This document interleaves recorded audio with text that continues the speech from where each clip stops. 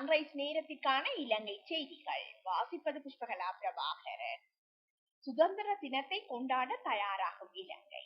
இலங்கையின் 77வது சுதந்திர தினத்தின் விழா பிப்ரவரி 4 நாளை காலை சுதந்திர சதுக்கம் மற்றும் சுதந்திர பிரதேசத்தை மையமாக கொண்டு நடைபெற உள்ளன.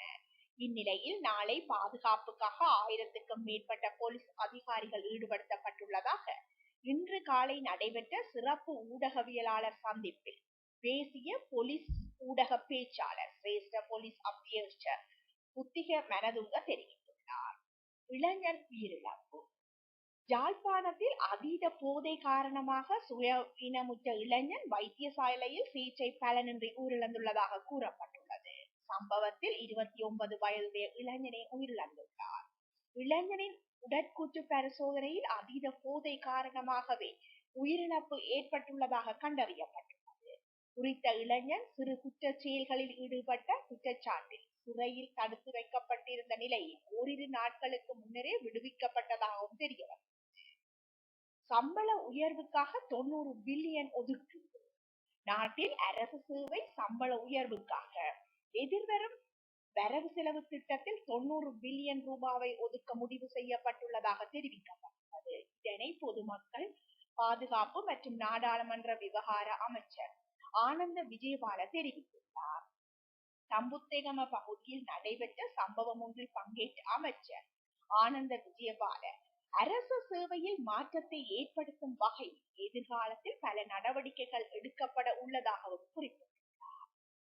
விசேட வேலை திட்டம்.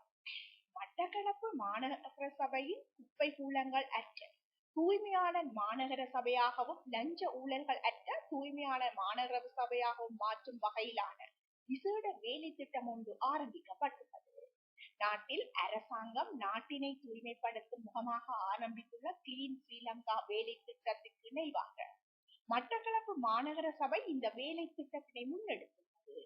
இதன் கீழ் மட்டக்களப்பு மாநகர சபைக்குள் லஞ்சம் ஊழல் என்பவற்றினை தடுக்கும் வகையில் மாநகர சபையின் ஆணையாளர் தனஞ்சயனின் எண்ணக்கருவில் உருவான இத்திட்டம் முன்னெடுக்கப்பட்டுள்ளது. அறிவிப்பு வெளியிட்ட கல்வி அமைச்சு. பாடசாலை மாணவர்களுக்கு பாதணிகள் கொள்வனவு செய்வதற்கான வவுச்சர் வழங்கும் நடவடிக்கை எதிர்வரும் 5ஆம் திகதிக்குள் நிறைவடையும் என கல்வி அமைச்சு அறிவித்துள்ளது. மேலும் தெரிவு செய்யப்பட்ட பாடசாலைகள் உள்ள அனைத்து மாணவர்களுக்கும் வவுச்சர்களை விநியோகிக்கும் பணி இறுதி கட்டத்தில் உள்ளதாகவும் அறிவிக்கப்பட்டுள்ளது. எதிர்வரும் 7ஆம் திகதி ஆரம்பம்.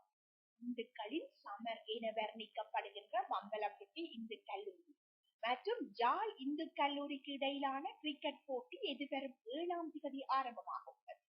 2025ஆம் ஆண்டுக்கான கிரிக்கெட் போட்டி கொழும்பில் நடைபெறுவதாக இருந்த போதிலும் பம்பலப்பட்டி இந்து கல்லூரியின் வேண்டுகோளுக்கு இணங்க போட்டியை ஜாலில் நடத்த ஜாழ் இந்து கல்லூரி முன்வந்துள்ளமை குறிப்பிடத்தக்கது. பம்பலப்பட்டி கல்லூரி அடுத்த வருடம் தனது பவள விழா கொண்டாட்டங்களை மிகவும் பிரமாண்டமான முறையில் ஆரம்பிக்க உள்ளதால் இந்துக்களின் சமரையும் அந்த கொண்டாட்டத்தின் ஒரு பகுதியாக நடத்த திட்டமிட்டுள்ளது. போட்டி தொடர்பான ஊடக சந்திப்பும் அண்மையில் இடம்பெற்றிருந்தமையும் குறிப்பிடத்தக்கது. ஜாழ் இந்து கல்லூரிக்கும் பம்பலப்பட்டி இந்து கல்லூரிக்கும் இடையிலான 14வது வருடாந்த இந்துக்களின் சமர் ஜாழ் இந்து கல்லூரி மைதானத்தில் எதிர்வரும் 7ஆம் 8ஆம் திகதிகளில் நடைபெற உள்ளமை குறிப்பிடத்தக்கது. இத்துடன் இணையவள தொகுப்பின் செய்திகள் நிறைவு காண்கிறது.